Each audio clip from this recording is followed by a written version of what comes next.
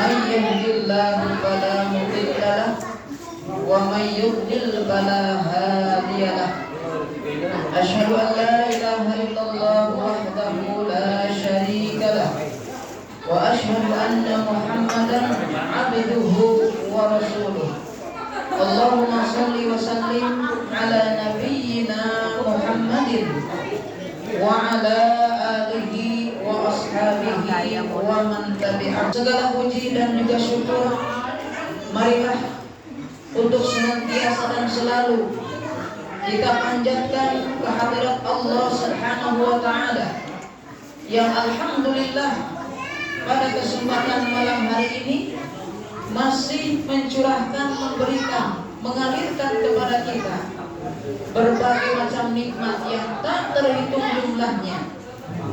Nikmat diberikan panjang umur, nikmat diberikan sehat walafiat, nikmat diberikan taufik, kekuatan sehingga kita dapat berkumpul bersilaturahim di tempat yang insya Allah penuh dengan barakah sama kita. Beri hidayah bapak-bapak, ibu-ibu, para remaja, putra dan putri, anak-anak kita semuanya. Wabil khusus yang saya hormati dan muliakan guru kita yang mulia Al-Mukarram Al-Ustaz Kiai Haji Dr. Farhan MPDI. Alhamdulillah beliau telah hadir di tengah-tengah kita. Mudah-mudahan Allah telah senantiasa memberikan kepada beliau nikmat sehat walafiat, diberkahkan usia serta rezekinya, disampaikan segala cita-citanya yang mulia. Dan Ibu Ustaz Taufikur Rahman alhamdulillah juga tadi sudah menyampaikan sambutan yang mudah-mudahan senantiasa Allah berikan nikmat sehat walafiat. Amin ya Allah ya rabbal alamin. Juga bapak-bapak sekalian, tokoh-tokoh masyarakat yang tidak bisa saya sebutkan, juga ibu-ibu semuanya jamaah bersatu namun tidak mengurangi takdim dan mahabbah saya. Mudah-mudahan kita semua dengan izin Allah telah mendapatkan kucuran rahmat, barakah, taufik, ampunan daripada Allah Subhanahu wa taala. Amin ya Allah ya rabbal alamin. Ma'asyiral muslimin jamaah sekalian, kita sekarang ada di pertengahan bulan Sya'ban yang kedua.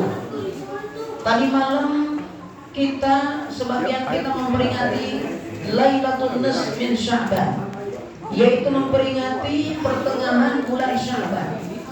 Ya meskipun kita mungkin agak kelewat semalam, tapi insya Allah berkah bacaan Yasin, ibadah kita, mau'izah kita tetap bermanfaat insya Allah. Amin ya Allah ya rabbal alamin.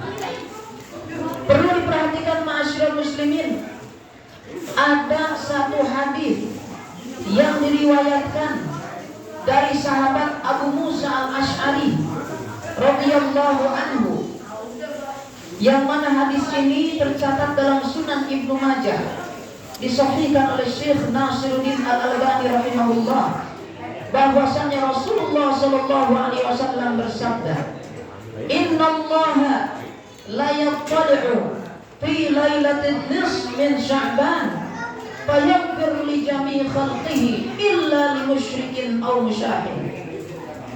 Artinya ma'asyiral muslimin, sesungguhnya Allah Subhanahu wa taala memandang hamba-hambanya pada pertengahan nisfu Sya'ban.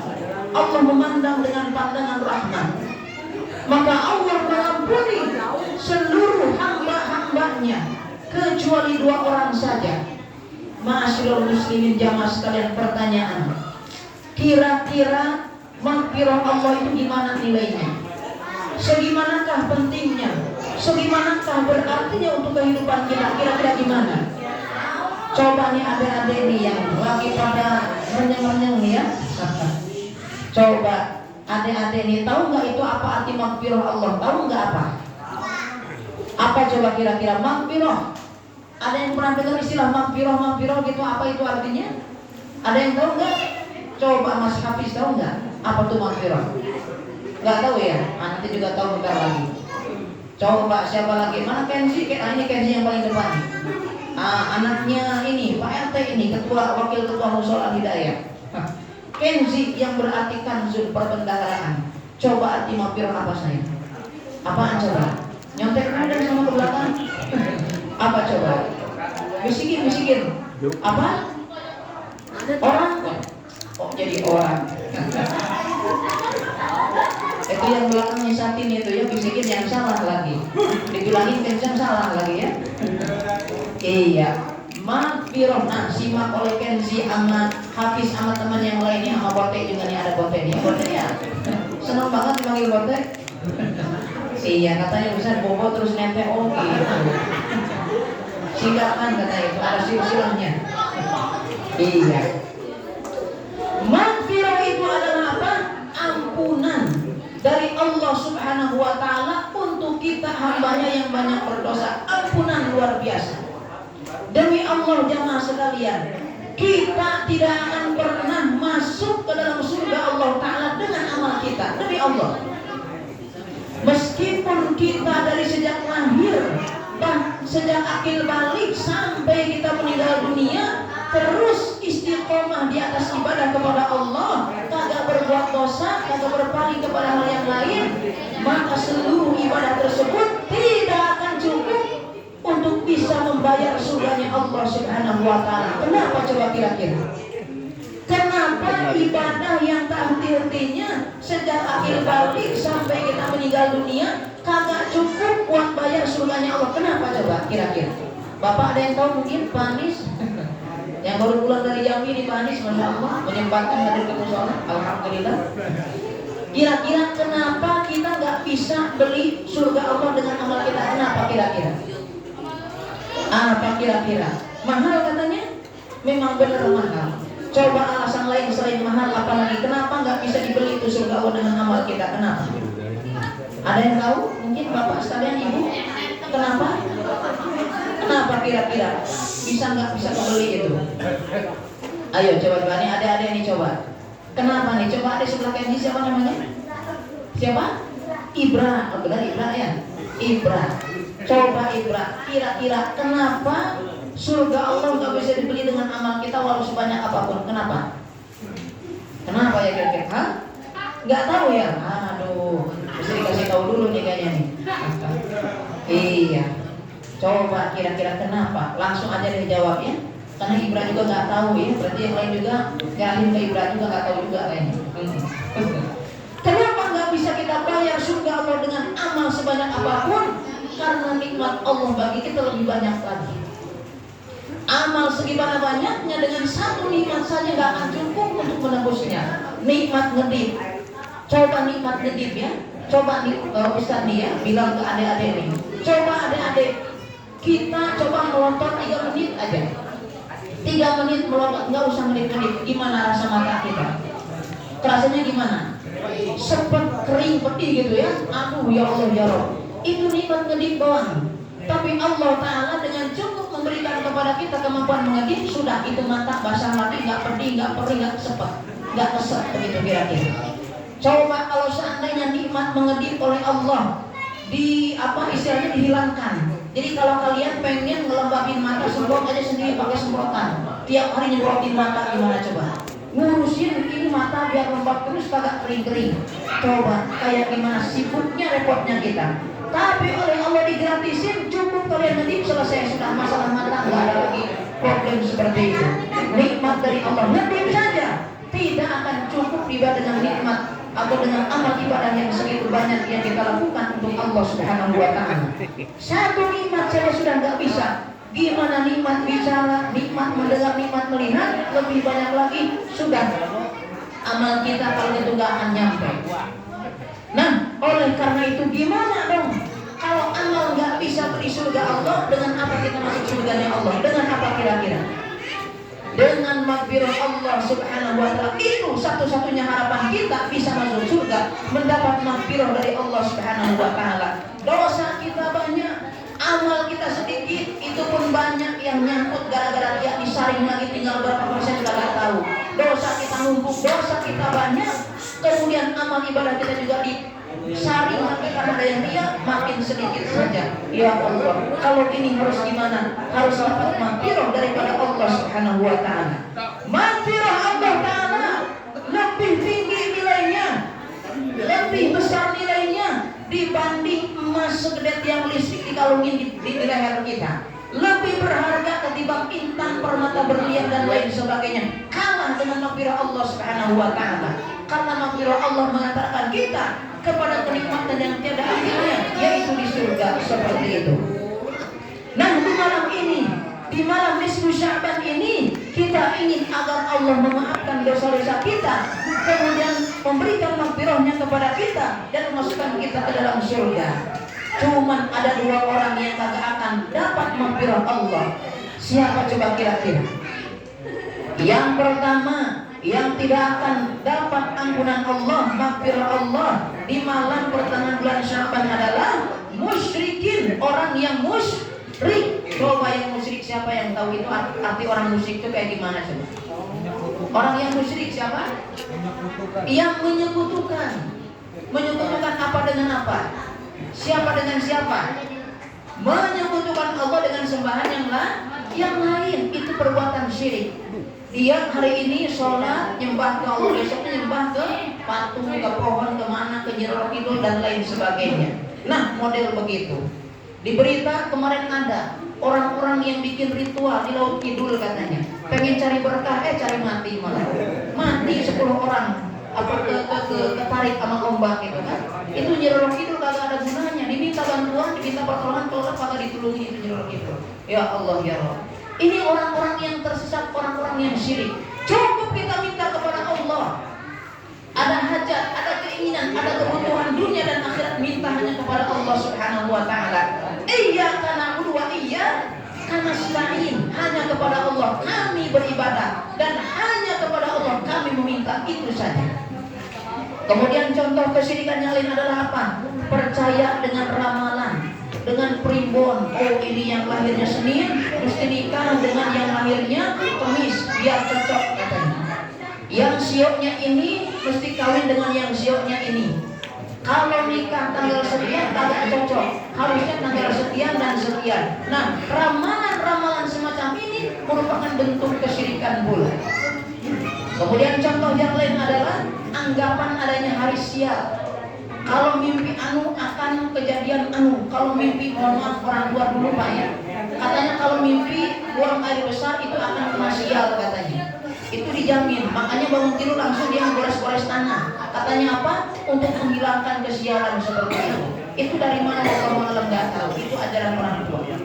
Kalau ada apa, punya hajat, punya kebutuhan, itu datangnya kepada orang-orang tertentu yang suruh bikin apa itu sajen, makanan ditaruh di nampak, ditaruh di mana?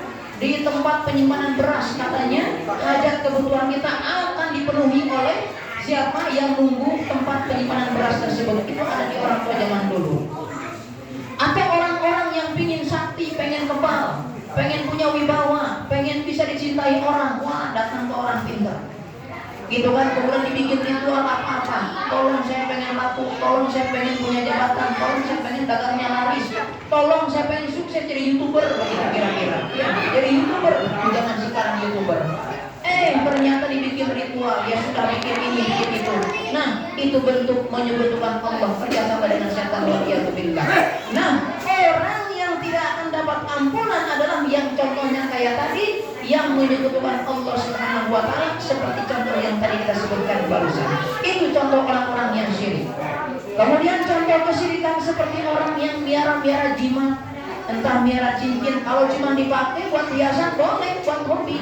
Tapi kalau tujuannya nih, saya pakai cincin ini biar rezekinya lancar, biar orang-orang segan sama saya, biar bos juga sayang sama saya, biar rezeki lancar dan ngalir, biar pelanggan berdatangan sampai enggak kelayanin pakai cincin ini, begitu. Akhirnya apapun digantungkan kepada cincin tersebut, bergantungnya kepada Allah hilang, berbalik pindah ke cincin yang dia pakai, dia jadikan tempat bergantung. Itu pun bentuk kesyirikan. Waliyadzubillah.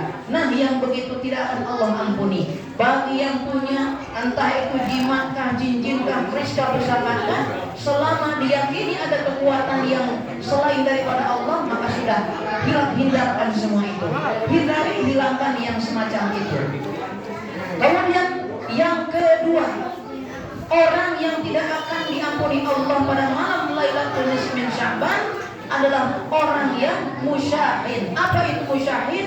Orang yang saling bermusuhan, orang yang ada masalah selek, putus silaturahim, kagak baikan-baikan.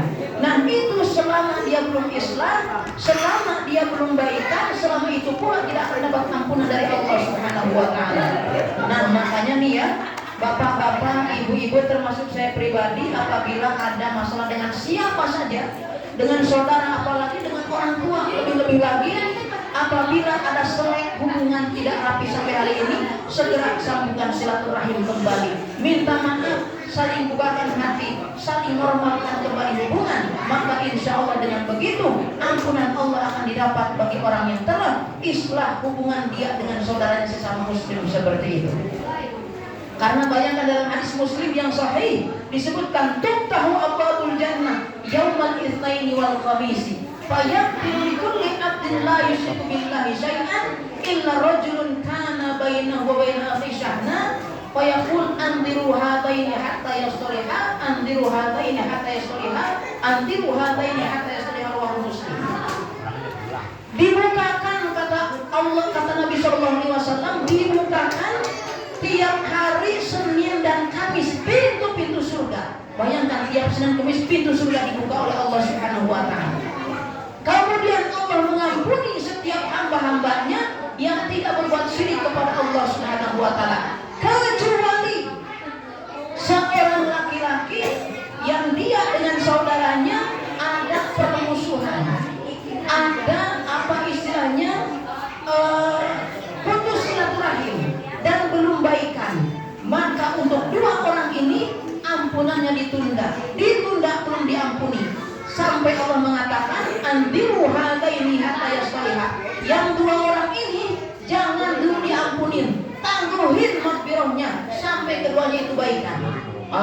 Makanya di sini penting, di malam pertengahan bulan Sya'ban ini kita mesti saling minta maaf, kita mesti saling sambungkan silaturahim, dan kita saling membukakan hati untuk bisa menerima saudara-saudara kita siapapun itu yang dulunya punya masalah dengan kita, agar saling memaafkan. Nah di sini saya juga sekalian aja nih Pak ya, saya kan banyak ngomong di sini Pak ya, ngomong di malam minggu atau malam apa itu Kamis, banyak ngomong, orang banyak salah.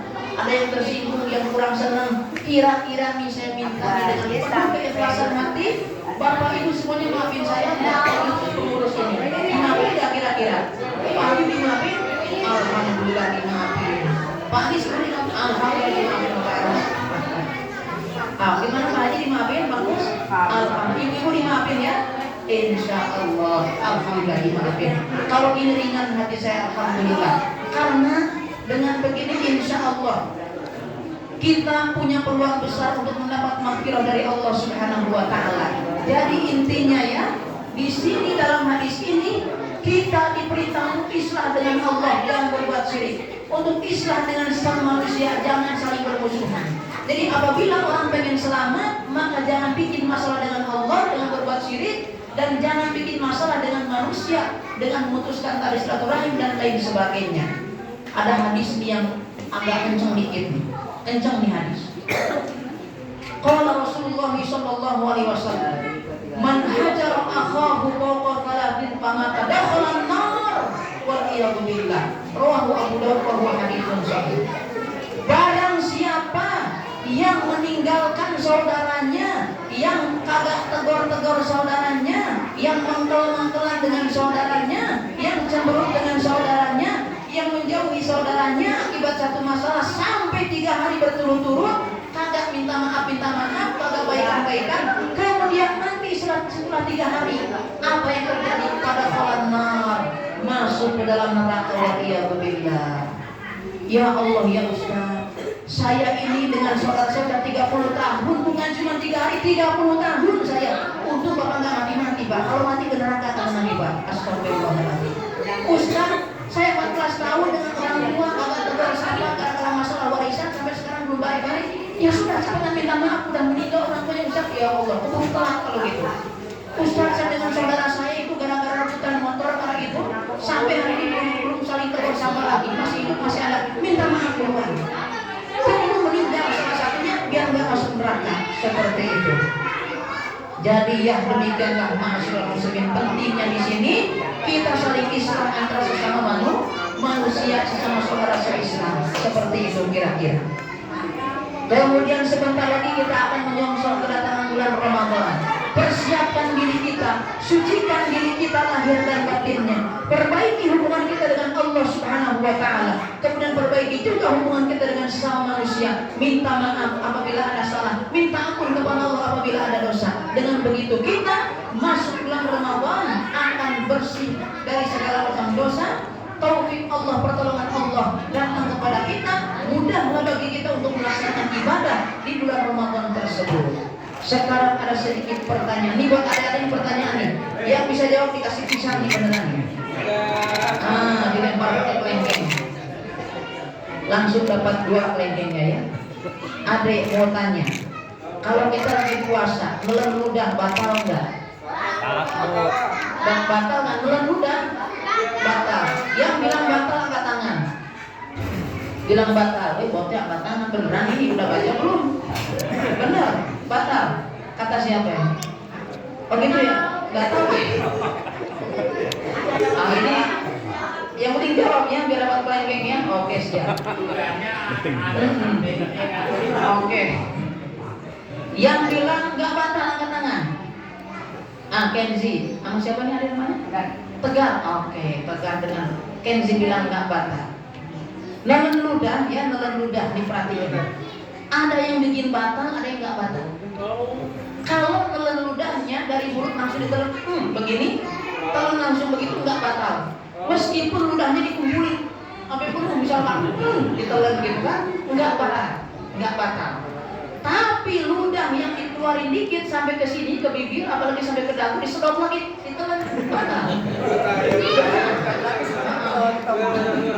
Nah begitu. Contohnya ada yang tidur ngiler. Pas bangun sayang disedot lagi, udah batal itu. Ya.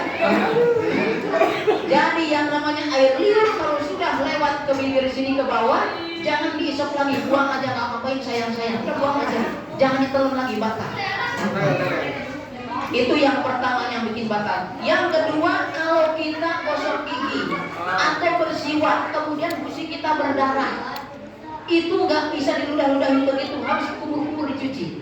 Kalau ada orang yang giginya gusinya berdarah, kemudian mulutnya terasa ada rasa darah gitu ya, kemudian dia cuma diludah-ludahin doang. Yang penting udah diludah-ludahin, rasanya udah biasa lagi, udah tawar lagi. Kalau ditelan itu ludahnya batal. Kenapa? Karena itu najis, dan najis tidak akan hilang dengan hanya diludahin, harus kumur-kumur dicuci. Gitu Pak ya. Makanya kalau kita sholat kan suka ada tuh yang suka siwak itu itu kalau nggak berdarah giginya nggak masalah, tapi kalau berdarah ditelan lagi puasa batal.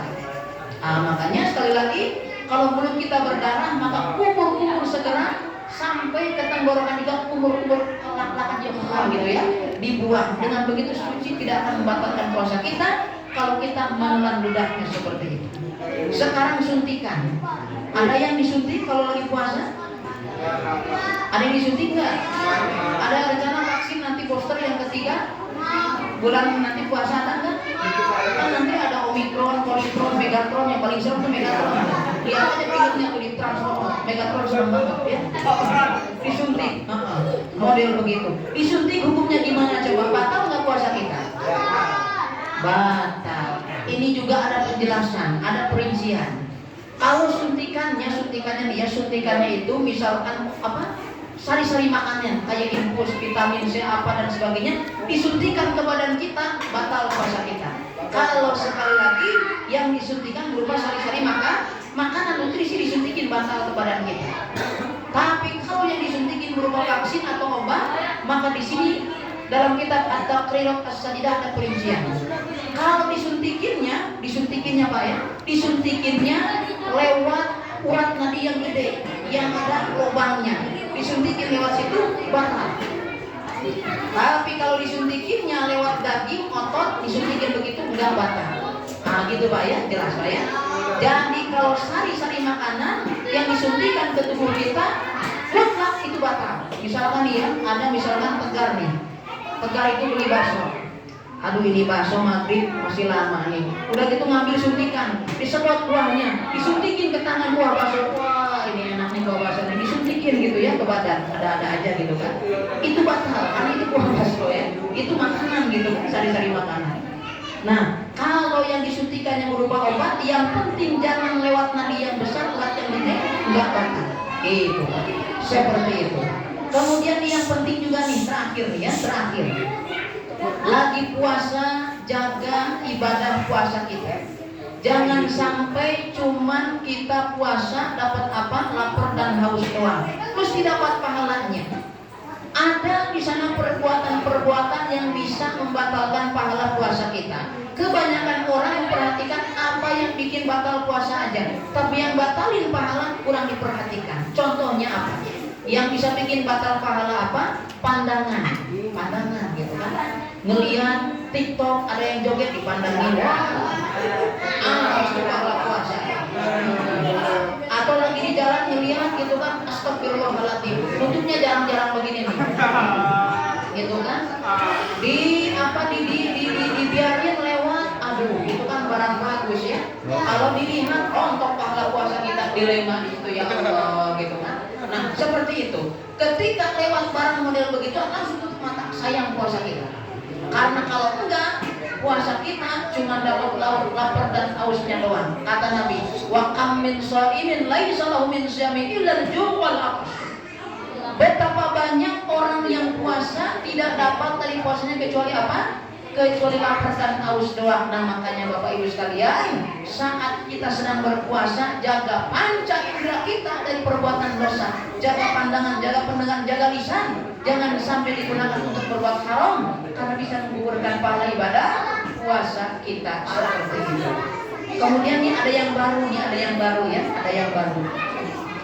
Kita mandang yang halal dengan syahwat ini kayaknya jarang-jarang dibicarain sama ustaz-ustaz ya. Atau mungkin perasaan saya aja kali ya udah dibicarain kali. Ternyata dalam kitab At-Taqrirat As-Sajidah disebutkan, kalau kita mandang istri kita halal nggak buat kita? Halal. Mau jungkir balik, mau gaya, entep, sendok, ajul, gedang, silahkan. Gitu kan? Allah ngerti nih Pak RT ngerti, ketawanya kencang ini. Silahkan, itu halal istri kita. Nisa'ukum harthul lakum fa'tu harthakum anna syi'tum. Perempuan kalian, istri kalian itu kebun kalian datangi dari arah manapun kalian suka. Jadi mau gaya apapun silahkan praktekkan. Seperti itu. Tapi kalau lagi bulan puasa, hati-hati. Mandang istri pakai syahwat bisa gugurin pahala puasa. Misalkan dia pengantin baru, istri lagi masak dipandangin, lagi bikin kolak dipandangin gitu kan. Pakai syahwat mandanginnya, rontok ke pahala puasa kita. Makanya meskipun depan istri kita tutup mata, maaf lagi gondol basor ini ya. Apaan sih Pak? Istrinya sendiri bapak kita mata segala, mohon maaf ini kan lagi puasa. Kata Ustaz tadi malam, kalau kita mandang istri pakai syahwat lagi puasa batal pahala puasanya. Beneran iya. Nanti besok bapak bikin kandang ayam, mama jangan lihat dia gitu kan, takut nanti tergoda gitu kan. Bikin kandang ayam itu tergoda gitu Pak ya. Jadi sama aja Pak. Melihat yang haram di luar pakai syahwat bisa gugurin pahala. Ngelihat istri kita punya hal pakai syahwat bisa gugurin pahala puasa kita. Jadi kita jaga puasa kita agar jangan sampai menjadi puasa yang kosong tanpa makna, tapi puasa yang benar-benar diterima Allah Subhanahu wa Ta'ala. Terakhir sebelum saya tutup, ini yang sering saya sampaikan sebelum-sebelumnya ya, yaitu pernah diceritakan ada seorang syekh sedang duduk ngajar murid-muridnya. Kala itu mereka akan membahas bab tentang puasa karena saat itu tinggal berapa hari lagi akan masuk bulan Ramadan. Kemudian santrinya bertanya kepada syekhnya itu, wahai syekh, mada nu'iddu kaifa nasta'iddu liistiqbali syahri Ramadan. Wahai syekh, kira-kira apa yang mesti kita siapkan untuk menyambut kedatangan bulan suci Ramadan, kata muridnya tersebut. Syekhnya langsung mikir, apa ya kira-kira ya yang mesti disiapkan untuk menyambut kedatangan bulan suci Ramadan. Gini aja anakku, kalau engkau ingin menyambut bulan suci Ramadan, maka perbanyak istighfar kepada Allah. Minta ampun kepada Allah atas dosa-dosa kamu wahai anakku. Kenapa Syekh harus minta ampun? Jelaskan Syekh. Gini anakku, kita itu di bulan Ramadan banyak orang-orang yang ingin beribadah semaksimal mungkin. Ada yang pengen puasanya full tanpa ada cacat. Ada yang orang pengen terawihnya full tanpa absen. Ada orang yang ingin bisa itikaf dan lain sebagainya. Ada orang yang ingin menghafal Quran dan seterusnya. Tapi jarang dari mereka yang bisa melaksanakan sampai dengan sempurna. Itu kenapa bisa demikian? Karena kurangnya taufik dari Allah Subhanahu wa taala. Kenapa taufik bisa terhambat? Akibat dosa yang menghalangi. Jadi anakku, kalau engkau ingin dapat hidayah taufik dari Allah sehingga dengan mudah bisa melaksanakan perintah Allah, maka itu hijab antara kamu dengan Allah hilangkan. Apa itu? Dosa jadi hijab kita. Bersihkan semua itu. Istighfarin, minta ampun kepada Allah. Jadi sebelum datang Ramadan, istighfar sebanyak-banyaknya, taubat sebanyak-banyaknya kepada Allah. Dengan begitu hijab antara kita dengan Allah itu dosa akan terkikis cahaya Allah sampai kepada kita. Kita pun ringan dalam melaksanakan ibadah kepada Allah Subhanahu wa ta'ala. Jadi banyakin istighfar. Dan juga jangan lupa yang tadi itu hubungan dengan sesama saudara kita, perbaiki agar kita tidak terhalang untuk mendapatkan maghfirah daripada Allah Subhanahu wa ta'ala. Ini lengkeng dipegang terus, kagak dikasih-kasih. Sini mana yang tadi? Yang Ustaz kasih ini bagi-bagi ya. Sini, bagi yang belakang. Coba sini. Ambil ya.